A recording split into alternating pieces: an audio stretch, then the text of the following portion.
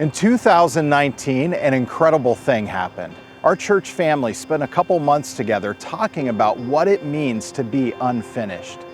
And we took our cues from Paul's letter to the church in Philippi. Now, this was a church that Paul was instrumental in getting started.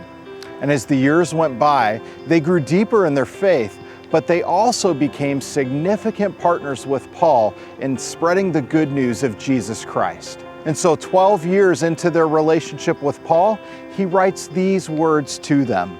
I thank my God in all my remembrance of you, always in every prayer of mine, for you all making my prayer with joy, because of your partnership in the gospel from the first day until now.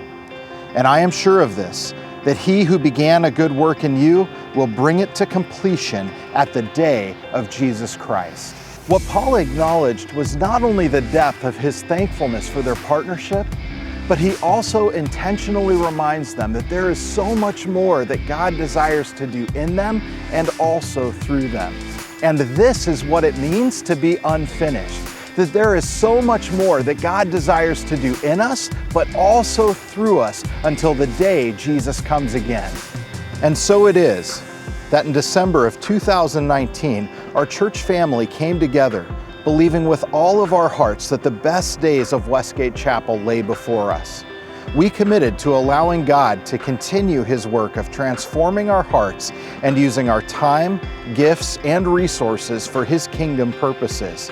And boy, did our church family respond by not only pledging our heart's commitment, but also $6.1 million over the next 2 years in order to erase our church debt and begin pouring God's resources into ministry initiatives that would create gospel impact in our community and throughout the world. But after a strong and exciting kickoff to the Unfinished Initiative, something we have never experienced in our lifetime occurred when churches across America shut their doors. Well, the governor's announcement is impacting church services across the Triad this weekend. Meredith Stutz is in Winston-Salem, outside of one of those churches that's closing its doors in response. We have decided to cancel all of our services for the next 2 weeks. It's to suspend all weekend services. Is to close the building. Many religious institutions are choosing not to open their doors to believers this morning, saying they have yet to see the scientific proof for a safe return. The coronavirus pandemic shot fear across our nation. Would the pandemic take out sizable portions of our population? Could people who have no symptoms transmit the disease to those who were at greatest risk? Should we shelter in our homes while hoping and praying that the pandemic would suddenly go away? The effect on churches across our nation was staggering in many ways. Most churches shut their doors. Those that could went online to live stream their Sunday services. And families huddled in place as church ministry as we know it came to a grinding halt. For many churches, this was devastating as they lost 15 to 20% of their giving and experienced a 1/3 drop-off in those who regularly attend. And yet, with all of the concern and uncertainty around us, Westgate Chapel saw something very different taking shape. God had prepared us for this moment. He had prepared our hearts for the depth of our commitment to Him, but also our passion for making a gospel impact in the lives of those who are hurting and scared all around us. Story after story can be told of how our church has continued to creatively gather to worship, whether in our services or through our life groups. Story after story can be told of Westgate families meeting the tangible needs of their neighbors in this time of uncertainty.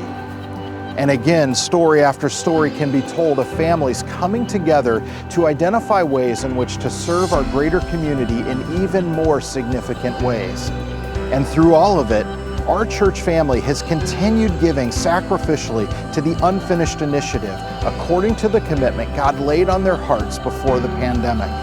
And month after month, rather than seeing a drop-off, we have exceeded our budget in giving and have been able to make significant strides in paying off our debt so that we can pour all of those resources into gospel ministry in our community and throughout the world.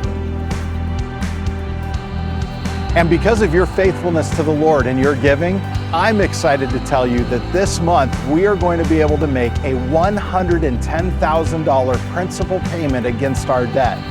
Couple that with our regular monthly payment, And that means that we will have gone from $1.5 million late last year to now just $492,000 left to go. You heard me right. In just 10 months, we've been able to pay off over $1 million in debt. And I am convinced that by year's end, we will be able to erase our debt completely. I hope that you're just as excited as I am. As we continue in this journey and prepare for year number 2 of the Unfinished Initiative, I hope that you'll stay engaged and join us this October as we begin a new series entitled First, Continuing the Unfinished Journey. In it, we'll be taking a look at the book of Colossians, another one of Paul's letters to the church, where he emphasizes Christ being first in all that we are and all that we do. I sure hope that you'll join us.